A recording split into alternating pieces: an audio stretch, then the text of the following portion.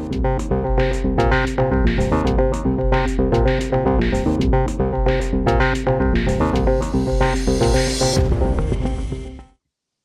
welcome to the new pod. This is not the Who the F is Frank pod. This is not the C3 pod. We are starting something new. We got a new format. We got some new things coming up. We are marketing the hell out of this new thing as soon as we figure out what the hell we're going to call it. But right now we're putting the pilot in the can. Up on the right-hand corner there, we've got Mr. Brett Lawson. Bottom right, we've got Erik Amaya. And on the left there, you know, Mr. Paul Vato from Mad TV and a bunch of other endorsements this man has. I'm Brendan Allen, senior editor. What is that? Before next month? Anyway, Brendan Allen, senior editor at comiccon.com. Brett, we're back. How you doing, babe? Happy to be back, man. It's awesome. And, you know, I was just thrilled to see everybody. And lo and behold, we get here on the chat or, you know, our little StreamYard thing that we've been doing this podcast on. And Steve Johnston is nowhere to be found. So obviously this new pod is not that much different. But ultimately, I'm happy to get going, man. I can't wait to some of the stuff we have planned in the rundown is awesome. And I just can't wait to talk shop with you boys again. I got a text from Steve about half an hour ago saying he was 10 minutes out. So with any luck, he'll be here within the hour. Right. Mr. Paul Vato, sir, still out in Chicago. You've given up on Vegas, apparently. How is Chicago treating you, sir? Like a baby's diaper.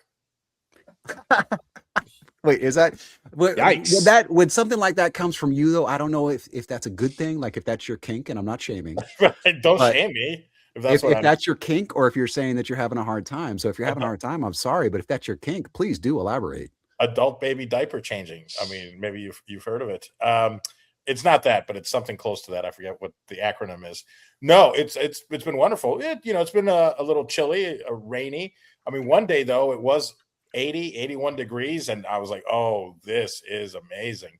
Mm-hmm. And then lately though, it's almost winter weather where but not snowing, of course, but chilly, 50s, low 50s and rainy. But I did go to New York this last weekend where I hosted, emceed an event for the Fame Exchange, which is something I'll be promoting real soon. I'm already a part of the Fame Exchange, but it's like the stock market, but for entertainers and sports people and content creators. So don't worry, I'll be telling you all about it real soon.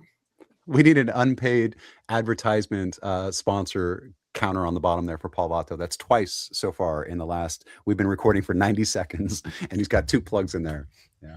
So let's not forget also Think Electricity, where I've been working with Think Plus, but all that is soon to be revealed in due time. Stacking them up already. Wow. You're stacking them. I love it. We promise at the end of the 4th segment that you will get your 90 seconds of self-promotion uninterrupted with everybody's complete attention. I mean, I've been promised this now because for about that's 2 years. because we're always good for that, sitting and listening to Paul go on and on and on about this stuff that he's selling. Yeah. So well, if anyone wants to chat with me, just go ahead and call me on Owl. I called this fool yesterday to go over the ROS. I'm like, hey, so here's the new format. Here's what we're doing. Here's the changes we're making. And he's like, yeah, so the next time you call, instead of calling my personal cell phone, could you call me on Owl so I get paid for it? Oh, my goodness. Oh, my goodness. You know what? I admire it. I admire it, honestly. I actually respect the hell out of it. I really do. Can't knock the hustle. I love that Steve came in, but he's not on camera yet. And he's heckling us from the lobby. So that makes a little more sense because I'm all like, like how the hell is he so privy? Oh, sorry. Is this break? Sorry, I wasn't listening. That's very much on brand for him. I wasn't listening. Even when he's in here, he's not listening. So what's the difference? Nice. So Erik, if you'll notice, is back from shooting Doctor Who season, whatever the hell season it's on. We were talking about, you got some stuff coming up too, though. You're headed to Disneyland. You're a Disney adult, apparently. You got that Disney tattoo on your butt? No, I'm not that much of a I mean, even though I'm wearing a Marvel cap right now, I'm not that sort of Disney adult. Like I mean, he ain't no shill. Do I go to the theme parks? Yes. Do I wear Mickey t-shirts? No. Erik, but when you go, do you wear like Marvel, Star Wars type gear? No, because I grew up in that era where you don't wear the band's t-shirt to the concert. I love it. Right. I love it. Wear your own merch.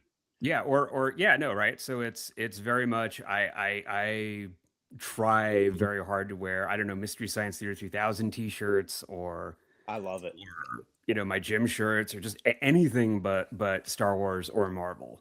I've I got have a a question. major wrestling shows and I've just worn like generic college football shirts from my Yeah, playing because I'm not going to days. be that guy. I'm Yeah, not going to be that guy. yeah. Dude, But and the thing, but at the same time, wrestling, a lot of times as you get older, you realize some of the fun is the collection of shirts because there's almost like For a nostalgia kids. element. for Well, kids. well, I think it's a well, Also, to kind of address Steve's point in the chat room, it's like which I'm not reading. this is very much a generational thing, and it's Right. like going to shows in the '90s, you would straight up get shamed. yeah. It is very Yeah. much that lingering embarrassment of Yeah. wearing a band shirt to a concert. Well, no, but that's why I'm emphasizing, Brennan. In wrestling, the fun is to wear shirts of wrestlers who've either passed, moved on, or Right. retired, no longer wrestling. But here's the thing. I never wear shirts of someone who's performing at the show. It's always a If past legend. If I'm going That's to why wear a wrestling's shirt different. that's specific to a movie or specific to some pop culture or something like that, I want it to be a reference, not a blatant advertisement. So Fair. like if it's Danhausen shirt, I want it to say "You are cursed." Yes. I don't want it to be emblazoned with his face and all the Mini-Hausens. We know the typical- Mini-Hausens, by the way, which is don't wanna fantastic. You don't want a WWE shop.com type of Right. plug. Right. And Right. I get, and then let me ask you this then. Does sports completely like transcend that mindset? Like, are you wearing a Buster Posey jersey every chance you get at a Giants game? Because sports is You know different in what's that funny regard? is I wear my San Francisco Giants stuff everywhere except San Francisco, except for the ballpark, except Northern California, because everybody's wearing it up there. But I wear my hats all the time. But Yeah. I'm not cosplaying at the Giants game the way that a lot of people are. And Right. I don't mind that they're doing that. That adds to the experience. You see everybody in number 28 or whatever. You know what I'm saying? Like, it adds to the experience when you're there. I'm not shaming anybody who does it, but I'm not that guy. And talking about the wrestling thing, there's a new thing that's happening in wrestling with these cosplayers. And it's one thing to dress up like Rhea Ripley.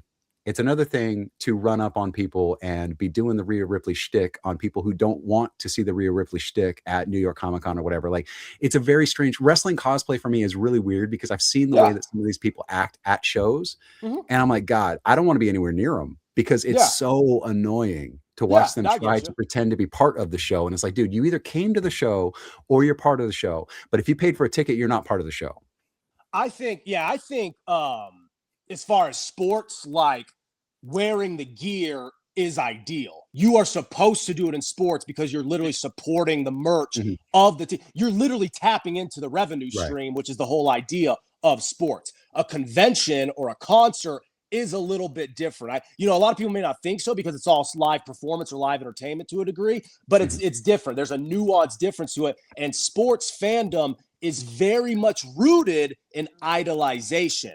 Do you know what the fandom nuance we talk is? about isn't necessarily. Do you know what the nuance is? Well, man, you could honestly go on and on, but No, I'm going to tell you what you think the nuance is. Well, and that's tell that me. I'm waiting. This is your fandom. And that's why it's so normal to you because you're used to 100%. Well, that's true too. There's always a personal bias element, no doubt about it. Right. But I also think that there's something rooted in sports culture of the little kid going to the game with his dad with a glove in his hand, in a Mickey Mantle jersey. You know what I mean? There's something romantic. But I also judge any adult. I also judge any adult that came with a glove. That's a fun conversation. You either catch it barehanded, holding the beer in the other hands, or you let the kid get it who brought his glove. I love that take because I've slowly been shifting that way because I like some of the traditionalism and the tribalism rooted in baseball. That's so that's just so by the book, almost religious. But people gotta move on from that. You shouldn't be bringing your glove when a little kid's next to you trying to snag him with his glove. Not saying you can't go for the foul, but like you said, eat that shit with your mouth before you bring your own glove. No, you're right. I agree. Yeah. So Paul asked a question in the chat. Yes. I wanted to come back to you. You asked if I'm a rope dropper or a park closer. I am neither. I don't have the capacity, fortitude. I don't have the fortitude to get up that early or stay up that late. Right.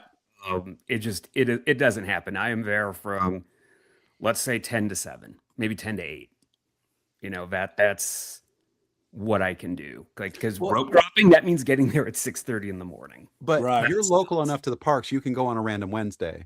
So if you go from 10 to 7 on a random rainy Wednesday in February, you're actually going to ride more rides and have more experiences than somebody that rope drops on a Saturday in July.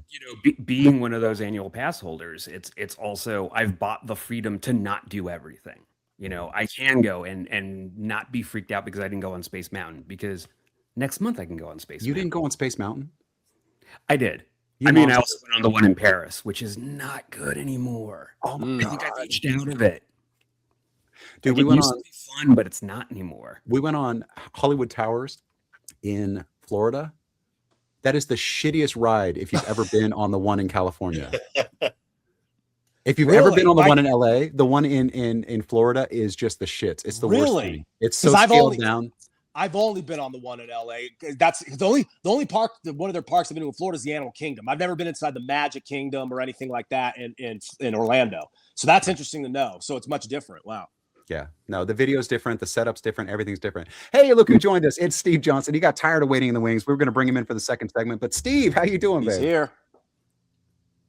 Oh, he's muted. How You got to turn on your microphone, boss. Open up your mic, I'll buddy. unmute him. I'll unmute him. You're Oh, muted. the his mic isn't connected. Your mic is not connected. Your mic's not connected. So let's enjoy the silence. Yes. We've got Oh, 6 look, minutes here we go. Here we go. What's happening? What's happening? Yeah, It's on. the software's literally telling me your mic's Now not he's connected. frozen. Try the computer. Now, out. if we could just cut his camera, it'd be perfect. Down at the Paul's bottom. like back to normal. There Down you at the go. bottom. Oh, he's gone now. I didn't do that either. That was Steve. So, That was kind of funny though. but he had a plan with the annual pass. There He we wants go. he wants the piggyback. Can we hear him? right? now? Last thing I heard There we go. was Paul saying something about cutting my camera, and then boom, out of here. Sabotage. So He's got that Steve, button. Steve, you're gonna piggyback with Erik. Is that the new game plan moving forward? If I can be part of the family pass, absolutely, because I understand what. I'm sorry, it's not a family class. It's an individual. Oh, I know, so but you can. He You can put that in you the can- chat, You can make that a thing. and you thought So that you meant take your putting annual him on the pass, show. then 'cause you we could've can gone another add 6 family minutes without members him. to buy additional tickets, and there's a discount with it Hmm. that I can't get as an out of state, right? Because your annual pass pricing. I have Six Flags and Knott's. You I'm know, an you annual know pass you holder can there. get a PO box in California and have that mail routed to your Nevada address. You know what I should do? Have you set that up for me? That's a Look, great can- idea. Can I You know, ask for a fee. For free, I'm Well, available of course, to do most it always anything. has something Yeah. to do with money with you. Of course. if How do you if- think he keeps that awesome stash going, guys? He's got to get it trimmed on a daily basis. So he needs the money. I get it. I have a question. None of us here are Disney adults, but we're all familiar with the parks. How many where would like Disney, any of their parks and their, in their apparatus, if you will, which is a big one. Where does it rank for you in the hierarchy of theme parks? Because to me, there are several that obviously trump over it. Brendan, what do you got? Well, I just gotta. So my family is a Wish family. My youngest son is a Wish kid. Yeah. They sent us to Orlando. There's a great place called Give Kids a World Village that makes it possible for all of these people to go. And Give Kids a World Village is a theme park by itself. But Oh, you get a wow. whole condo. They feed you. You can order pizzas at 10 o'clock at night. Coming back from they make the pizzas. They bring them to you. It's fantastic. So first of all, shout out to Give Kids a World Village. But then Disney gives you lightning passes as a Wish family, which is fantastic. That's amazing. They don't have to do it. They don't have to give it the free tickets, whatever. So we got to go to Animal Kingdom. We went to all the parks. And then we saved Universal for last because we're not familiar with Universal. Universal, hands down, way better parks, Yep. way better planning, Yep. way better everything. And wearing the Wish Kid stuff, they saw my kid walking up and they're like, hey, you, come here. They took us up through the entrance, put us on the ride. We get done with the ride. They'd be like, did you like it? You want to go again? And they just run it again. They were so fantastic. They were so amazing. They took so much time out of their day. And we just didn't see that at Disney. Disney, they treated us like Magic Key, like VIP, whatever that you can pay for. But Universal was such a better experience in both of their parks or whatever. Like I would go to that any day. I'm going to go to the one in Southern California here before we go to Disneyland again. Yeah, that's my favorite, even if it's not the best. Like, because some would say like Six Flags or Knott's for quote unquote thrill rides are like the comprehensively the best. But I'd say as far as like fandom and accessibility and immersion from Universal City all the way to, if you're just talking the Hollywood location, to the back lot, and then of course all the thrill rides on top of it, then everything they've expanded in Orlando the last like 10 years and everything now, I think that is the most fun experience across the board, including the restaurants, the shops, and everything in between. There's something just like that slaps totally different to me about Universal. And I think it's just because it's the same type of charm as Disney in terms of the fandom and the immersion, but there's so much more, especially as a moviegoer and just a person who likes rides can tap into. All right, Well, that's our first for me, segment. We're going to go to break right quick, now. I'm going to interrupt. We have to do a really hard quick. out, Hold sir. on. We've been No, I get it, but I'm going to interrupt really quick. I love it. That You have, like, 10 experience in seconds. that Universal Park is not the same as Disney. And the reason it is because Disney has characterized their park, which means their staff is working as characters and Yeah. will give you an experience based on that. And if you're not sold on that magic, right, that's the thing. And then first That's time Universal kid though, too, go now. into a park, like that's always going to sell. Look, in Star Wars That's Land, Universal you now, can too, though. find the double agent, right? There's a whole experience with her. Yeah. So I anyways, think- I'm just pointing that out because but I they do think that at Universal now too, with the Harry Potter stuff, with the Mario Yeah. stuff, whatever. Like, and they have the Marvel characters. Disney doesn't have them because Universal does, and the Marvel character interactions are amazing too. So, of course, your right. point, maybe in the '80s, but now it's so much different. Well, not necessarily because they're more like scheduled photo ops for them, No, not they were walk experience. arounds. Dude, we're walking through just real quick. We're walking through California Adventure, right? And a It says real manhole quick. cover pops open. 3 members of Agents of S.H.I.E.L.D. Mhm. come up in hazmat suits, put the manhole cover off, run over and go through a doorway. That's an experience. They're not doing that in those other parks. They're just doing photo ops. They are though. No. Well, I think the pride of the thing that Disney prides itself on is character interaction with the photo ops, being able to hug Mickey or Minnie as a little kid or whatever. I think Universal appeals to the I hugged the moviegoers. ice Like, cream lady. We're showing you how the sausage is made in Universal, and literally also allowing you to tap into the more fantastical, fictional elements. But that's more recent that they've done, particularly in Orlando. At its core, at its roots, or Universal is the back lot. It's the city walk. It's showing you really like just what it was all about from the 60s and late 50s onwards. Y'all But again, it's don't a get this different hard kind of out thing, appeal. huh? Well, 7. My fault. So let's we tweaked. Just it roll the 17 music. Let's go. Let's minutes. go. We got a commercial. You know what? It's easy. Hey, in editing, real easy for this, right? Just cut out Paul's part. All right, go ahead. How dare you? Peppermint Patty's the worst. Comic-Con.com, your daily comic convention online. Insightful reviews of the comics, toys, and games you need to know. Delightful chats with luminaries from around the geek spectrum. In print, on video, and everywhere in between. The show never stops on Comic-Con.com. All right, we are back at the I don't know, collectibles, comics, conventions, cards. It's something about the sea, and what's great is that we just lost Brett, which probably made this segment way better. So you got myself, Steve Johnston, we got Erik Amaya here. Brett Lawson lost in the Matrix. I'm not sure. Looks like he's gone. He'll be with us in just a moment. We are back, and we are going to be talking about in this segment really in regards to conventions, right? And welcome back, Brett. Thanks, guys. Such a pleasure to be here. Yeah, so we're going to be talking about conventions here a little bit, and just, one of the things that I really wanted to get into on this, and specifically with you two, is Brett has really had that ability to attend this variety of different activated events that aren't just in the pop culture community, but also fall in the business and sports world, and have, had an opportunity to see some of those experiences. Erik, you've obviously been heavily involved in the world of conventions, from everything from pop culture style events to panel hosting, to whatever it is. And then obviously I've been involved as a guest. I've been involved as a vendor and produce conventions. And so I really wanted to get into this because the convention world has changed, and it's changing a lot. And this is kind of my opinion that since COVID, because when COVID hit, so many conventions took massive hits. The ones that stood the test of time, the big ones, the ones that continue to put their brand out there or to try to scale it and didn't roll back too quickly, seem to succeed. And then you've got other, sides of it where you've got this small contingency of smaller events, which is where I really want to start, is on the local side with local events, because there's two real differences on the local event side to the national convention side.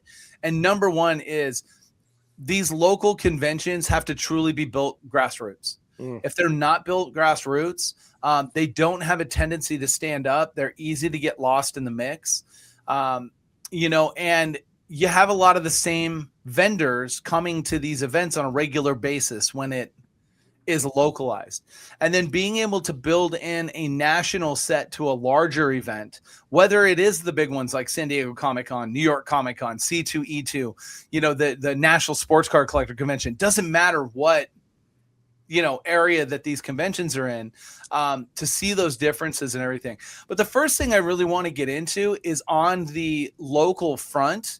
And, I'll kind of start with you, Erik, with the local events and the localized stuff. When is too much and what isn't being serviced enough in the markets you're involved in? Yeah, no, I mean, I can do this as kind of LA area person, is we have a couple of conventions that are at least a day too long. Right. And one, I'm not going to name it, but there's one that's 2 days too long. And to me, that's the big issue, because if you're a local convention, you're a local convention. You only need to be two days, at most. And some of these have ridiculous aspirations where they think they're going to be the next San Diego. And like, you can't just will yourself into that. It took San Diego 25 years to become San Diego. Right. And to me, that's a huge issue, is they're creating a situation that's financially untenable for themselves and financially untenable for anyone who would want to go, anyone who'd want to exhibit, because they're acting like this is longer than a one-day show. Like for years and years and years, there was, I'm not sure if it still runs or not, but there was a local monthly convention at the Shrine Expo Center next to the Shrine Auditorium. And that was rad, because it was first Sunday of the month or something. They'd always have some cool guest in their little stage area. And then otherwise, it was just awesome geek swap meet. And that's kind of what I feel like what those shows need to be, is that more than anything else. And some promoters are just a little too big for their britches, I think. Well, and I'm seeing that. So one thing from the local standpoint for Las Vegas, right? The local trading card show has just taken over, right? There is a show almost every weekend, to the point that the social medias that I'm involved with and follow, those ones are absolutely like getting comments every week. Like, is there a card show this week? Is there a card show this week? Which is good, but it's also creating a little bit of fatigue, right? Because the other problem is that a lot of them are like focusing their rollouts in similar areas, sometimes same venues, or are really encompassed into that. And then you've got a handful of them that have come back to be like quarterly shows, right? So like some of the ones that I, point out, like Front Row Card Show has done an absolutely incredible job in Las Vegas. He's over, 700 tables now or something like that, on his way to 1,000, I would guess. Really created a big monster, but he's also rolling it out Pasadena, Seattle, Portland, Phoenix. I mean, he's got, San Diego, he's got events everywhere that are happening on a regular basis. Like, he's done a really great job of taking that localized type of event, but turning it into the bigger brand, because he went focus outside market to what he's doing. Right. These shows, though, when they're recycling that same vendor and the same things and all that stuff, like, again, it becomes kind of the same thing over again. It just happens to be that the fans going. So what's happened is they've all become free entries. The problem, you coach your market to be free entry, you're competing on the local level with your stores.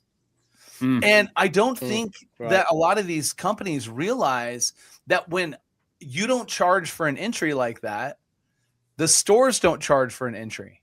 So all you're doing is taking their Saturday or their Sunday traffic away, and then it's forcing them to come in and be involved. So now if you're a store operating in Las Vegas right now, right, instead of gaining value in the shows that you're doing, you're pedaling through where you're making a little bit of money, and you're having to go do those because that's where you're selling on Saturday or Sunday, because that traffic isn't with you like it was. Right. I take a little bit of exception to that in some ways. I feel like specialized events, there's opportunities when you're opening up to a vendor set that's a little unique, right? Like we did during WrestleMania, we did the Unrivaled show. And the Unrivaled show was built as comics, cards, and toys. It was built to give the comic book vendor another opportunity to have a place to sell on a regular basis, because outside of the amazing Las Vegas Comic Con, there is no comic event in Las Vegas. There's a small, like, localized event that they've been building up, but they've kept it in the same spot, no growth, same vendors, right? Mm. So once a year that'll come along, or, you know, whatever, but there's just not much out there for the world of comic and toy vendors like there used to be, right? So I just think that, like, this has become a very hangover related concept, right? So again, it's the trading card show is the king, and right now they are, right? I mean, you're even seeing the big events are having to incorporate trading cards into them. There's a convention that moved from Los Angeles to Las Vegas a couple years ago, right? Last year, they went into creating a TCG area because they understood that the trading card market had taken over. It is one of the largest, like, events in its space, and it deviated out of its pocket, right? We, on the other hand, we've gone the other way. So I have PokeCon. And PokeCon in Las Vegas, we are 60% or more Pokemon to be a vendor. And then we have some concepts we bring in, like we're now doing twice a year. And our twice a year is the first rollout of the show is incorporated with the Gross Card Con, which is the Garbage Pail Kid artists and a concept based around that fandom. Right. And they have a small area, not small, but I mean, you know, they've got a nice little area, 25, 30 vendors that are specifically there as a component to that event. Where that event might not be able to stand alone on its own, it has very good success being involved with what we're doing, right? And then we bring that in once a year. And then on the back end of the year, we're doing a larger floor planned event where we can do larger activations, more stage-related stuff. We're going to do, cosplay and stuff like that we're not doing in the other event. Again, we're creating an experience for each one of the shows that is unique to that specific time of the show, not just roll out a room with tables with the same vendors on the weekly basis. Now, we're going to have those local vendors involved. Don't get me wrong. That's your backbone, right? They're the people that can reach you the quickest, the fastest, and attend your event. But as you're building this and growing this, you're going to see this over time that you're eventually going to do it. I just wonder when this starts to dissipate. And Brett, you've been to all these events and you've seen all these big things. You know, you get to these large conventions. A lot of times when you go, you're going for like an experience, right?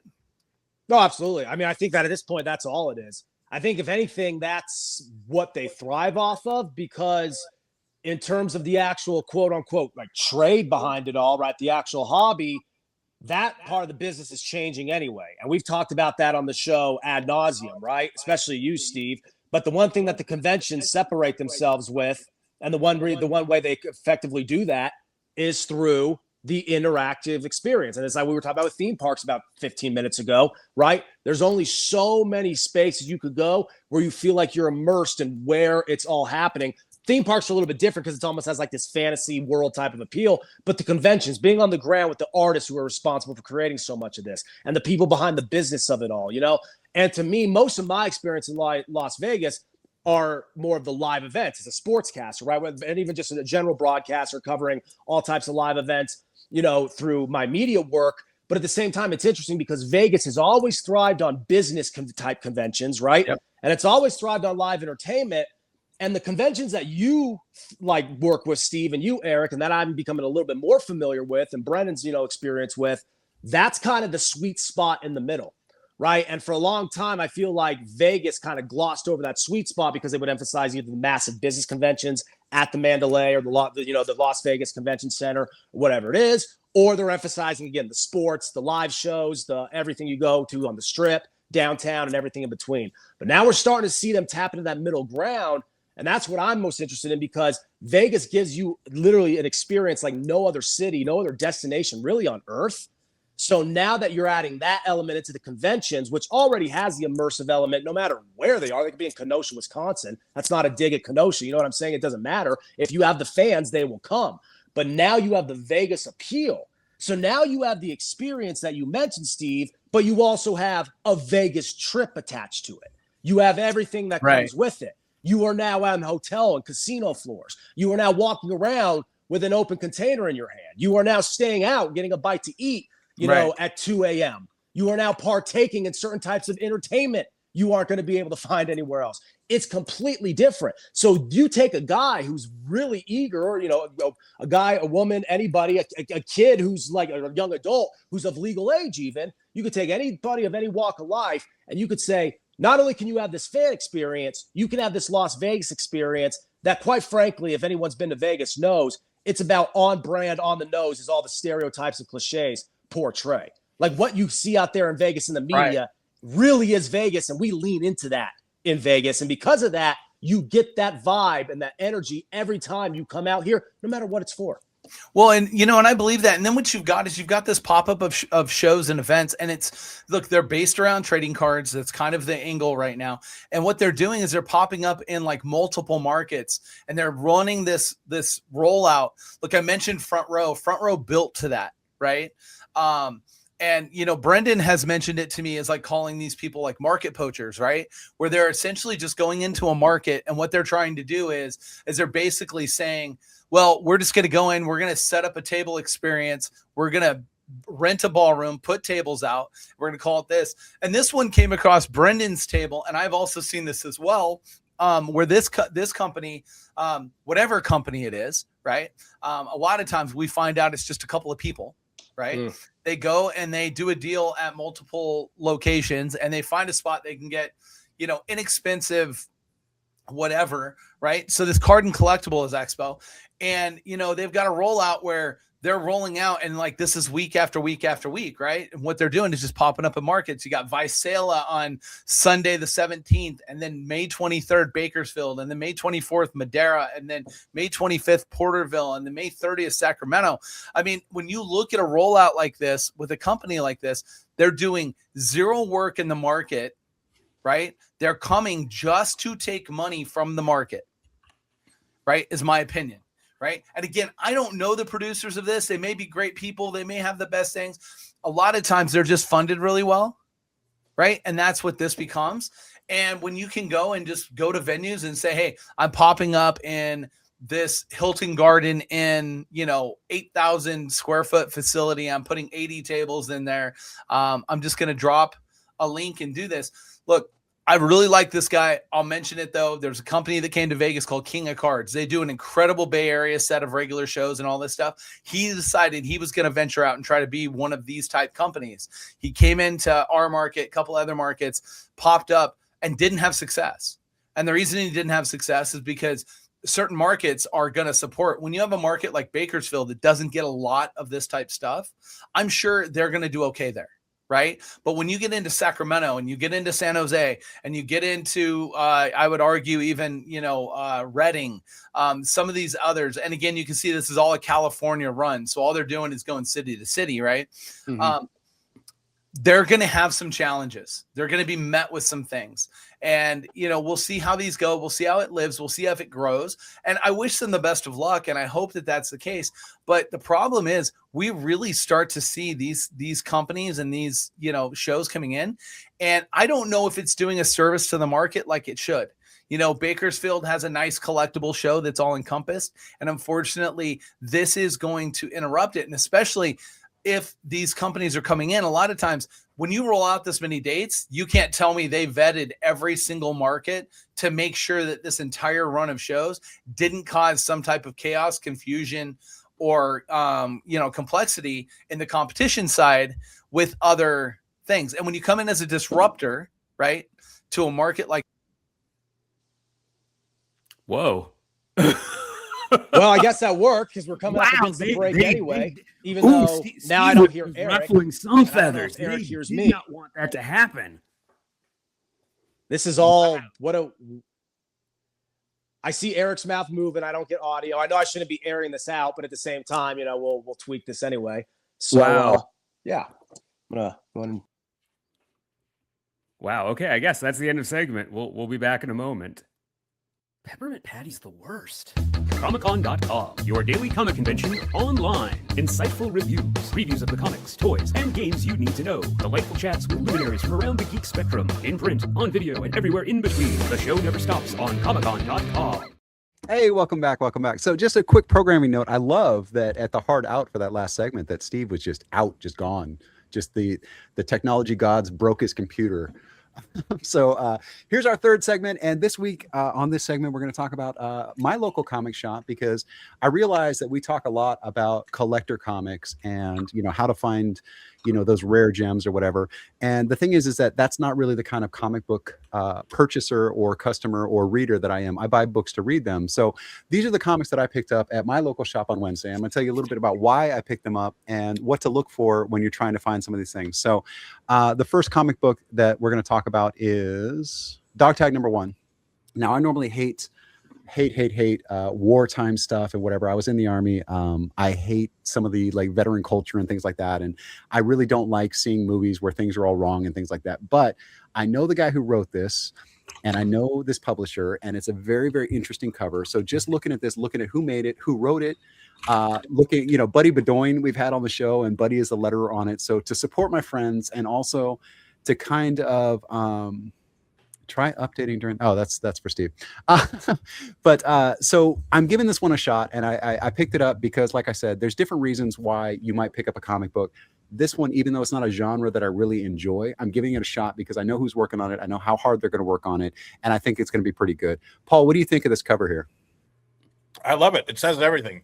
It's almost POW camp, almost very Vietnam-esque. Mm-hmm.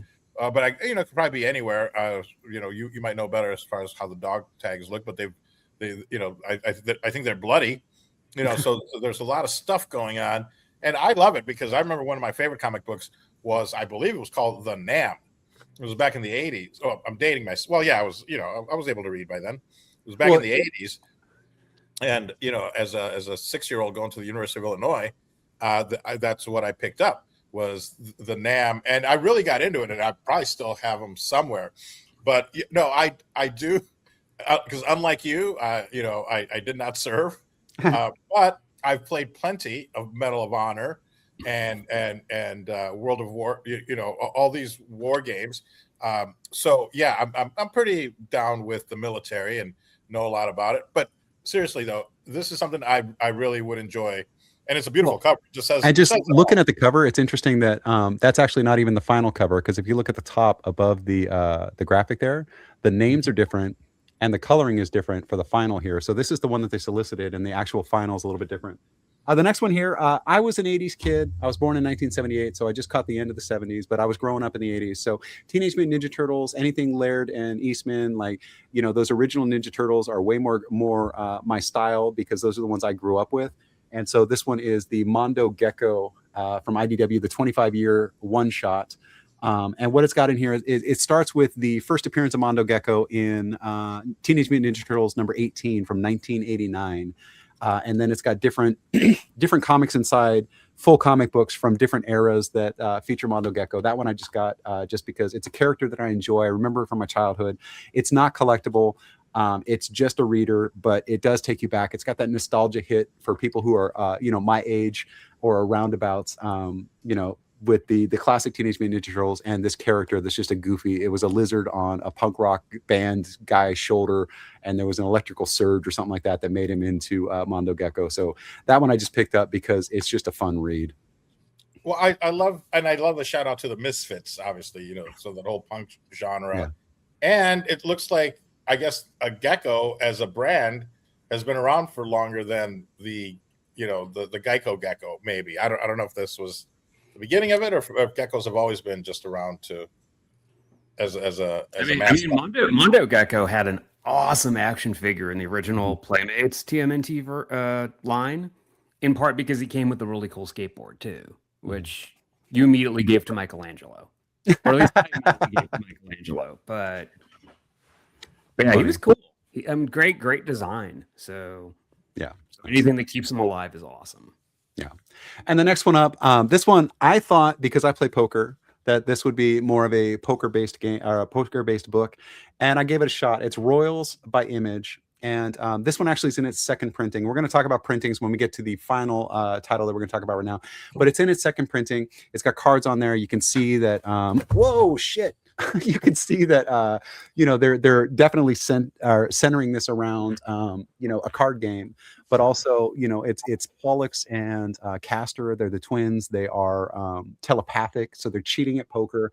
But this one, I didn't like it as much as I wanted to, but it was an interesting premise because it's got the cards on the front and stuff like that. And I read the solicit and I was like, I'm gonna give this one a shot. Didn't work out for me. It's not gonna work out every single time, but it's a #1. It's a new series. You can tell that they put some design into it, whatever. They're really trying to market this. And it's just not my thing. It reads kind of like a manga. So if you're into manga, this is the kind of thing. And it takes place. It's not the Italian mafia. We're talking about like the Korean mafia that these kids get mixed up in with their cheating card game or whatever. So the cover pulled me in. I gave it a shot. It's solid, but it's not quite my thing. So I don't think I'll be getting #2 on this one. Send Paul Comics. I'd love to read it. It reminds me of my buddy, a friend of the show, Joe Stapleton. I think he's a friend of the show. Has he been on? No, maybe he's only been on my podcast. Sorry. But he had a comic book called Trapped. Which I may or may not have talked about. I know he came to one of the events at Just One of Us Comics over last summer. So Trapped by Joe Stapleton, but anything in the world of poker also interests me. So if you want to send Paul Comics, Brendan, this would be one that you could just send. You know what? I have it at this point, and I'm not going to reread it, so I'll send it off to you. Like I said, it's well done. It's just not my genre, and that's going to happen. You're going to, if you like noir, and there's a noir that comes out, you may like pick it up and go, well, this isn't quite my niche, whatever, or you don't like the art or whatever. One of the things that's interesting about this one that I don't quite understand, and it's a little editorial thing that bugs me, is look at how inset those pages are. Oh, wow. Yeah. They could have made these all 20% bigger, because it's not even a thing where they're breaking the gutter. And that might be for Ultimate Collection, because the binding, right, means you would lose information if but bleed on the staple side is one thing, but bleed all the way around, it's got like a 1/2-inch bleed all the way around the page. Yeah. Which is a little strange. So it's not quite my thing, but like I said, I gave it to my 13-year-old. I have a teenager in the house now. Before I looked on the back and saw that it's for mature, and then I had to flip through it again and see that there's an almost nude scene in it. I was like, shit. But I gave it to him because he's more into the manga stuff, and I was like, hey, is this something that's interesting?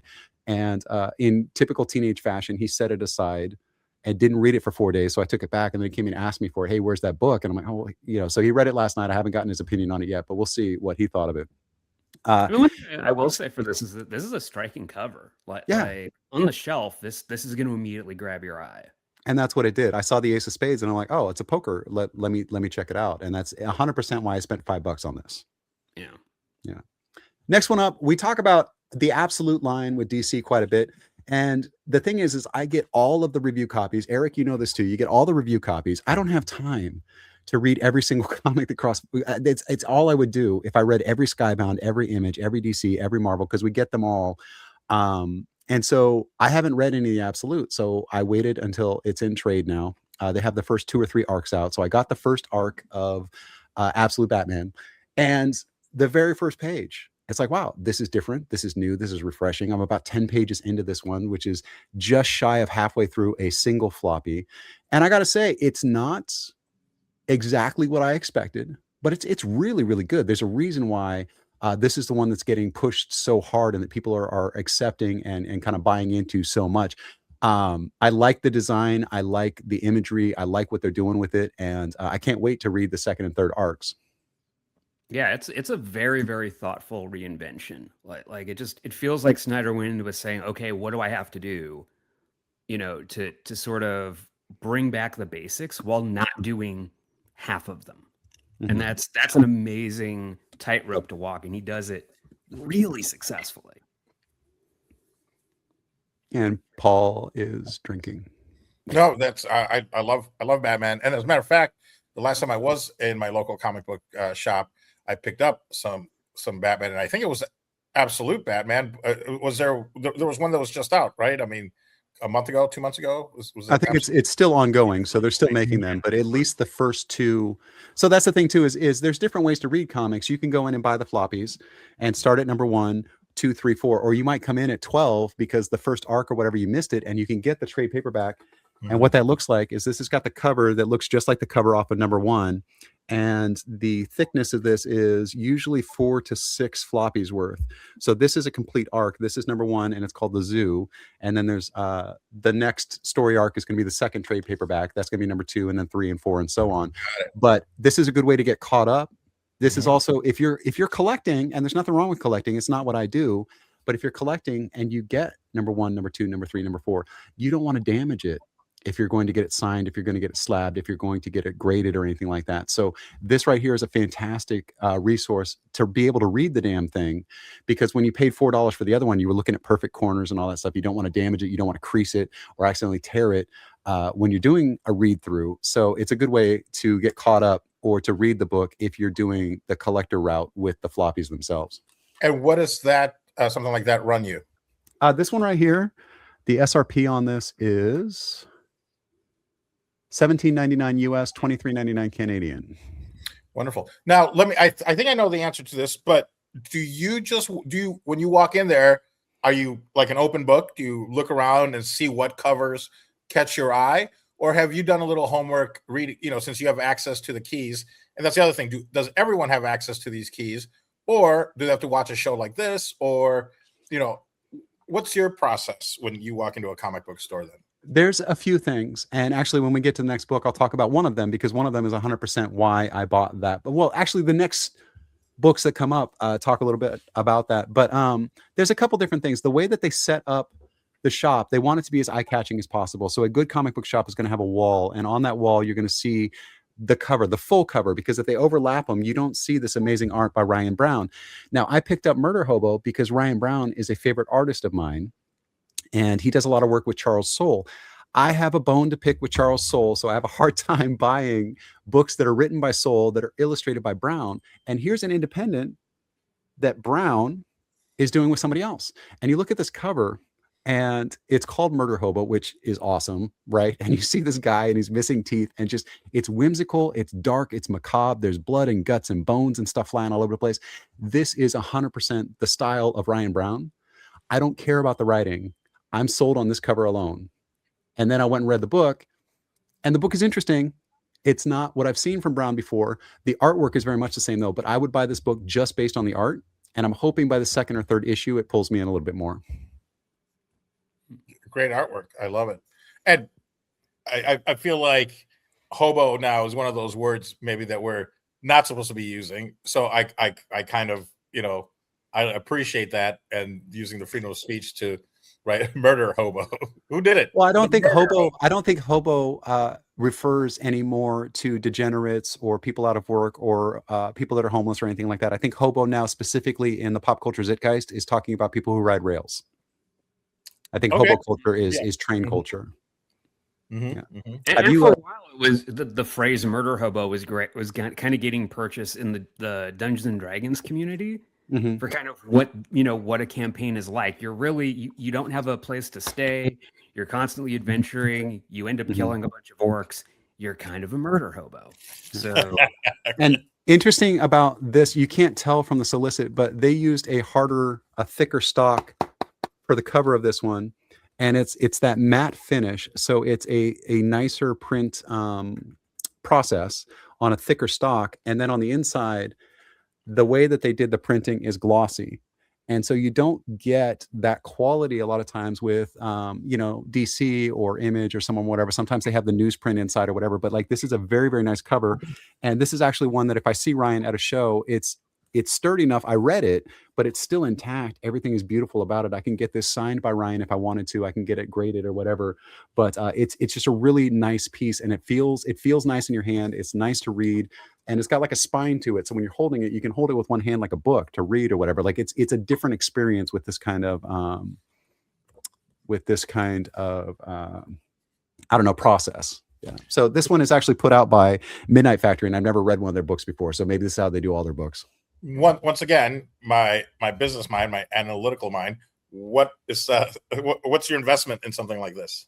Oh, comic books are going to cost you these days anywhere between like $4 and $6 for a regular issue, and that's about. But even something like this, that's like glossy on the inside and thicker stock. They're taking a smaller margin so that they can sell more copies.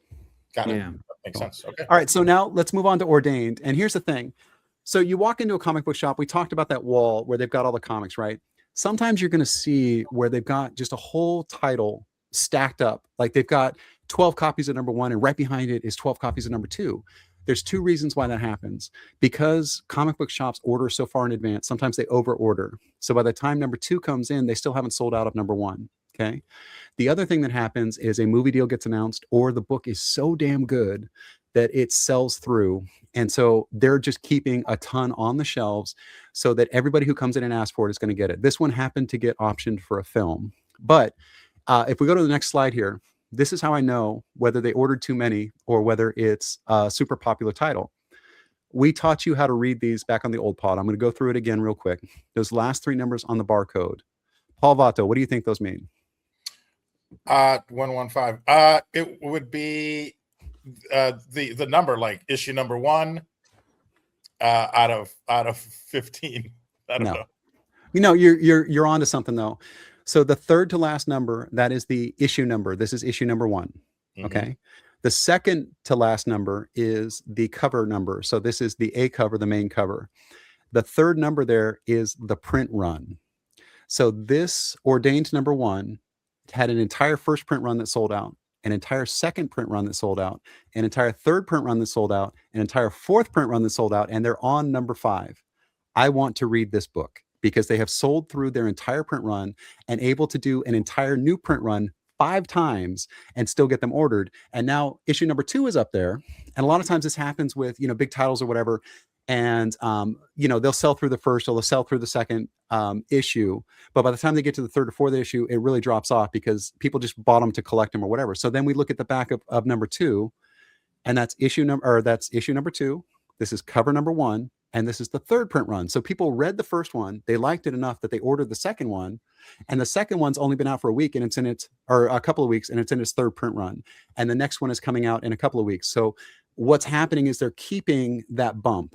So, you know, first issues, a lot of times will get this huge, massive bump and then it drops off by the second issue because people just wanted the number 1 to go and get it graded, to get it signed, whatever. But I had not really paid attention to ordained, but I saw 5th print run for number 1. 3rd print run for number 2. I picked them up and it's good. It's really good. I really enjoyed the first 2 issues of Ordained. And so now I'm going to go ahead and get a subscription to Ordained at my local shop so that every month when one comes out, they're going to put one aside for me and I'll be guaranteed to get a copy. And I won't be getting the 3rd print run or the 5th print run. I'll be getting the 1st print run because I've already told them that I'm interested. So they have a better idea how many to order and I get mine guaranteed when I go in. Are those stickers or I'm sorry, is that printed right on the comic book or is it? That's printed right on the comic. It is. Okay. It's right there on the back cover. Yep. All that information is there. So if you know how to read it, and that's the other thing too, is if you are a collector and you go in, you don't want these. You don't want these. If you're not going to read them, you don't want them. I want them because I want to get caught up. But if you go in and somebody's trying to sell you a $10 comic and you go in there and you look at the UPC and the last number on there is a 3, they're charging you $10 for a $4 comic. Yeah. If it's a number 1, the only time those reprints really matter is if the comic is insanely old. Like Cerebus number 1 reprints go for a lot of money because at some point he stopped reprinting it. So even if he went like 6 or 7 print runs deep, those are worth something now. Those early TMNT reprints are worth something. But a new comic, no, you basically have to sit on it for 30 years for a reprint to matter. You want 111 as a collector. If you're a collector, yes. Or if you're a reseller, yes. And that's the thing is there's room in the comics industry for everybody. And that's the thing is when people get mad at collectors, it's like, bro, that's how your comics get made is because there's a collector market. And then when collectors get mad at the readers, it's like, dude, you guys need each other to keep this thing getting made because half of the money goes from the collector or comes from the collectors and half the money comes from the readers. And if you disrupt the collector market or if you disrupt the reader market, then the other one collapses. All right. And the fact is you do need the readers who don't care to create scarcity for the collectors who do. Like it just like it's an interesting symbiotic relationship. Brendan, when you walk in, do you let them know who you are, who you work for, or do they already know what an important person you are in the world of comic books? Well, first of all, I know that I'm not important. I know that when I get on a stage or whatever to moderate, that they want to listen to Stu talk about stunts or they want to listen to whatever.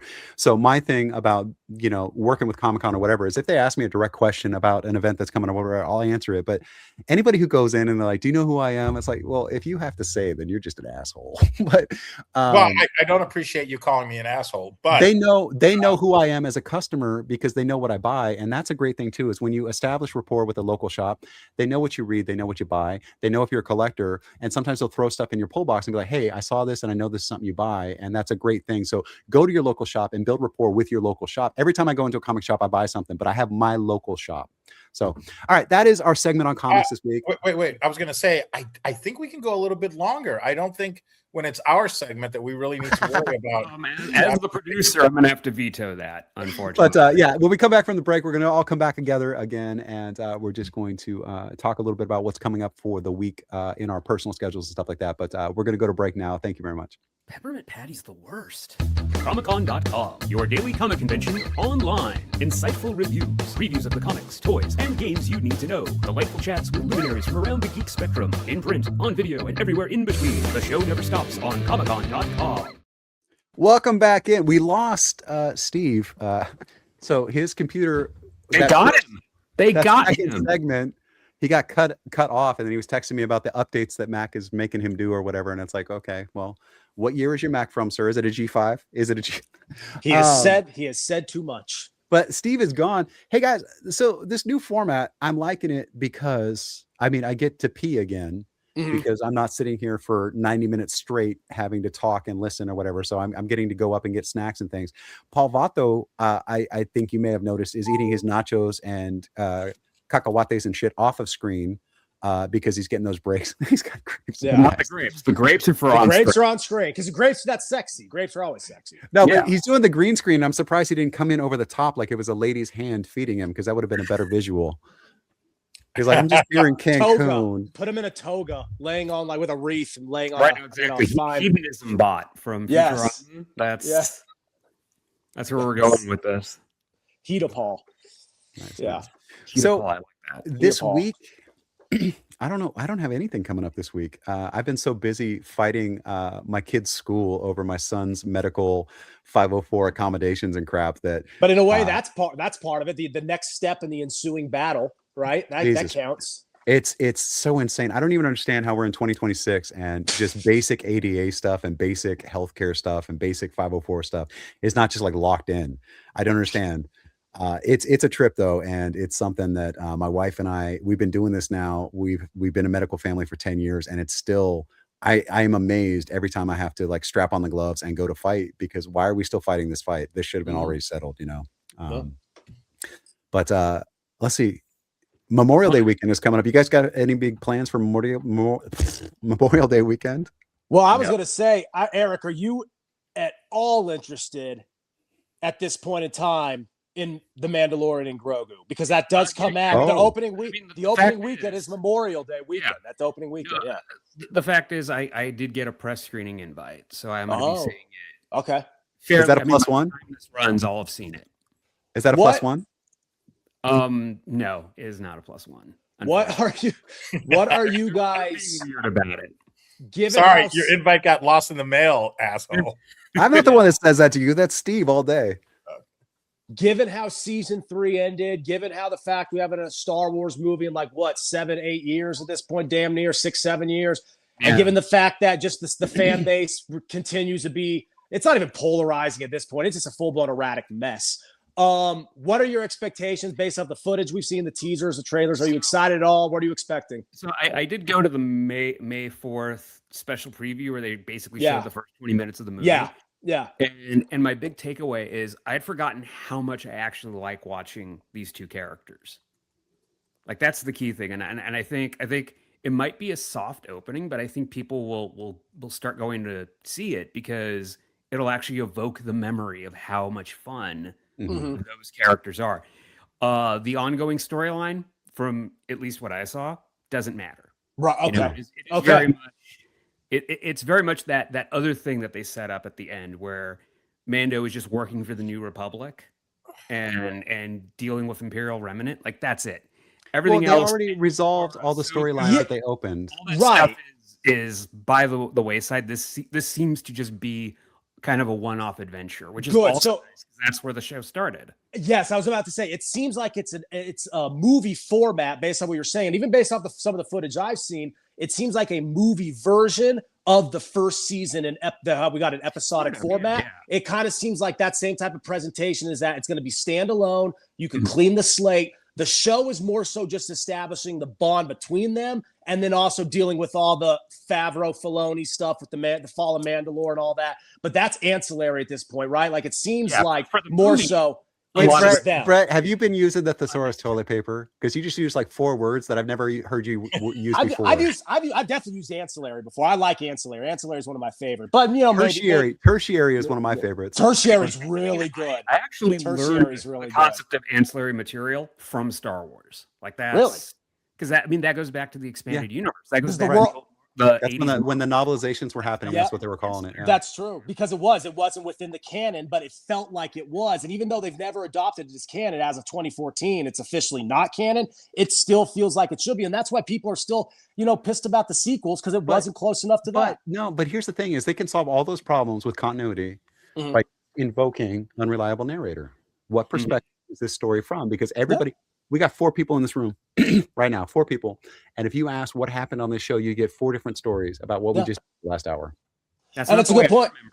remember it. and that's also a good point because even Filoni is adamant about that anyway. He views them as tall tales, and he thinks it almost is that every interpretation should be slightly different because it's a mythological pretense. And because of that, I think the Mandalorian and Grogu will work as a film because you're not going to go into it thinking, oh, I have to touch up on my Star Wars. No, it's more so just experiencing another version of it with characters you may already know, but if you don't know them, you could kind of still take your kid and introduce them there in real time. I saw 10 seconds of teaser trailer or something like that, and it was enough to make me want to see the film. And it was where the little mechanics or whatever, the baby's trying to eat one or something, and they're like, "That's a horrible baby, bad baby, that's a horrible baby." And I was just like, "That's enough. I'll watch it just for that because that's a fun dynamic."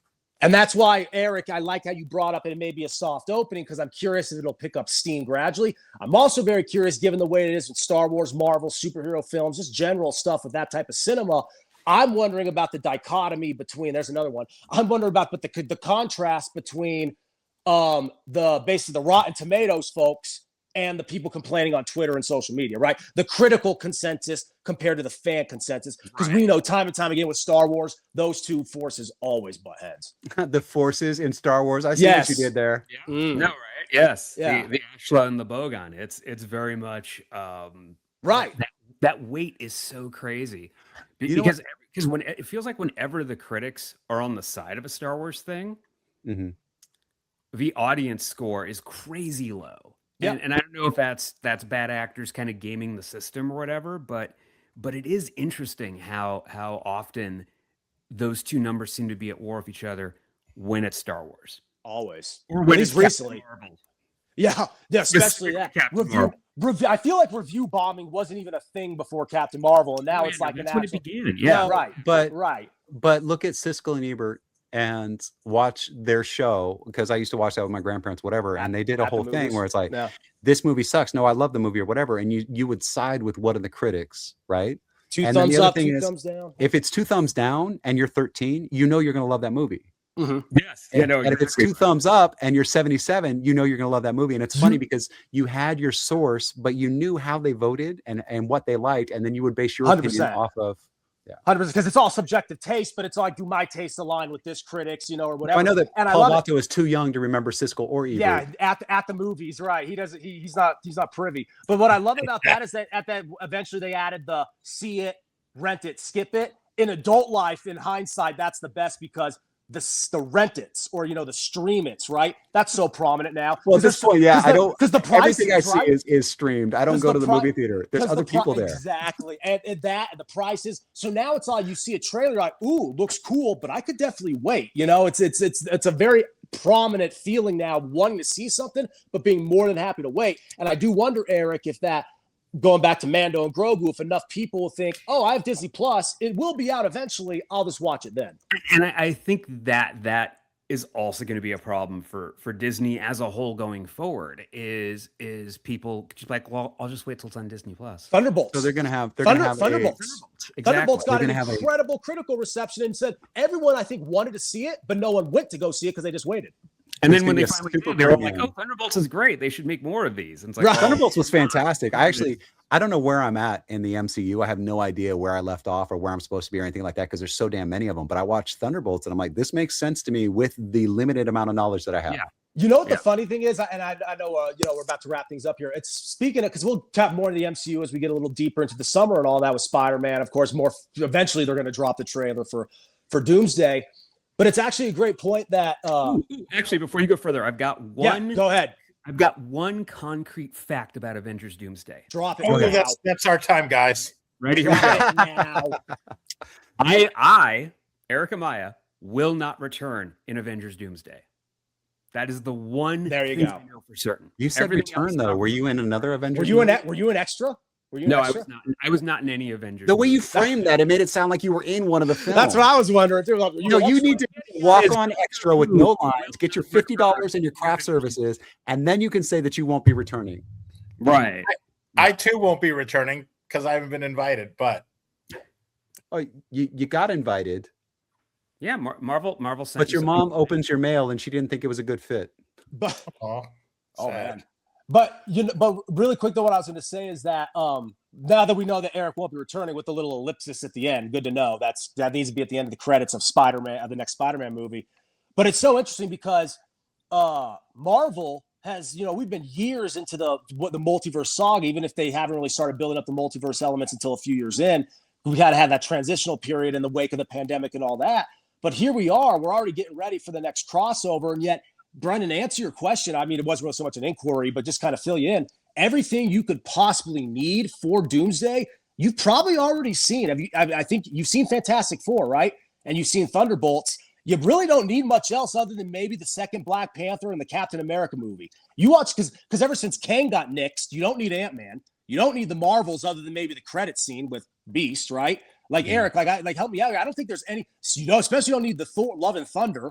Right, you don't need any of those. Doctor Strange, Love and Thunder sounds like one of those XXX spoofs. Right. And I'd say Doctor Strange, the Spider-Man No Way Home. Wait, tell me more about Love then- and Thunder. and This then- should be a then- Paul's alley too. And then the ones that came out last year. Anyway, about Love and Thunder. Go on, Paul. Say something. Maybe Shang-Chi, but just because Shang-Chi Yeah. is actually good. I'd say Shang-Chi. I'd say Shang-Chi just because you should watch Shang-Chi because it's badass. Yeah, I agree. Shang-Chi was great. It's a great standalone movie. but Hey, Paul, in terms of Love and Thunder. What do you think the plot line of that one is? Oh, it does sound very pornographic, so I'm all for it. So definitely, it's a romance. With Yeah, it could be. basically. It could be because Basically. Thor is the god of thunder, Here we and go. so Actually, who would be Love? That would be Rogue. I would say watch it, but no, I would never tell anyone to watch that movie. the Don't watch it. title is kind of a trick Mhm. because the character ultimately is named Love, Mhm. and it's definitely not who you think it's going to be. Yeah. And honestly, the funny thing is there may be at least some type of exposition in Doomsday related to her because that's how we're going to have to pick back up with Thor. Yeah, no, Right. exactly. The only reason you'd watch that movie is if you're a Thor mark, like a diehard Thor fan, and you really want to see what he's been doing since he left with the Guardians at the end of Endgame. But if you All don't right, care Marvel about nerds. that, All well, right, Marvel nerds. Hey, you know we're what I cooking. just found out was a thing? Was bleeding a kyber crystal. I just discovered that like All 2 right, days ago. all right, Star Wars nerd, Yeah. But I mean, the I funny didn't thing is- understand why Kylo Ren had those stupid cross hatches on his sword. And then when they told me hilt- that the it's hilts. because you have to break the kyber crystal by emotionally punishing it until it bends to your will, now it makes more sense. Final question before the show ends. When you first, when you were imagining yourself as a Jedi, even before they had toy lightsabers, you were just swinging around, toy baseball bats and gift wrapping rolls as lightsabers. What color did you imagine yourself having? And it could just be the classic Well, we blue, actually- green, 2 colors for the good guys and 1 color for the bad guy. back We then. actually used, I don't know how rural or urban you guys are, but we used to have these fence posts that we put in the ground that they're green and they have this little flange thing, and that's how we strung barbed wire temporarily. And we used to smack the shit out of each other with those. They were all green though, so everybody had a green lightsaber, and they weighed 7 pounds. And I've got stitches on the side of my head. and I have stitches on one of my ribs from a blow from one of those fence posts. So I love I'm going to say green lightsaber because that's what it always was. It was green. Yep, me too. Since I had or a hand-me-down Kenner lightsaber from the 80s, it was yellow. So Oh wow, really? yeah. Even back then. So I'll even give back you- because yellow was the color they gave Obi-Wan in the Kenner figure. So yellow has always been a color, even though it was only ever on screen in the prequels. But And then the sequels and the final scene of Star Wars. That's Right, literally exactly. pretty much the final shot. Yeah, no, that's a great point. For me, I will give you I'm with you, $7 Brennan. for it. It's also green. oh, I don't have it anymore. That's long gone. That is because again, I'm not a collector. I promote scarcity. So Have you seen the meme where the dude shows up with a brown lightsaber and they're trying to figure out whether he's a good guy or a bad guy? No. And the lightsaber smells bad. It's emitting like bad gases. So he's like the doo-doo like warrior. He's the brown side of the force. Bookmark that, and then we'll use that for next week. There you go. Yeah, All but right, mine that was has green- been mine our was green, too. time. This is the new pod. We don't have a name yet, but by the time this runs, we should have a name. But that's been our time. Steve, Perhaps. sorry for you. We'll see you next time. Thank you guys for showing up. That's Brett Lawson up on the upper right, Erik Amaya in the lower right, Mr. Paul Vato in the lower left, and I am Brendan Allen. That has been our time. Thank you so much. We'll see you next week.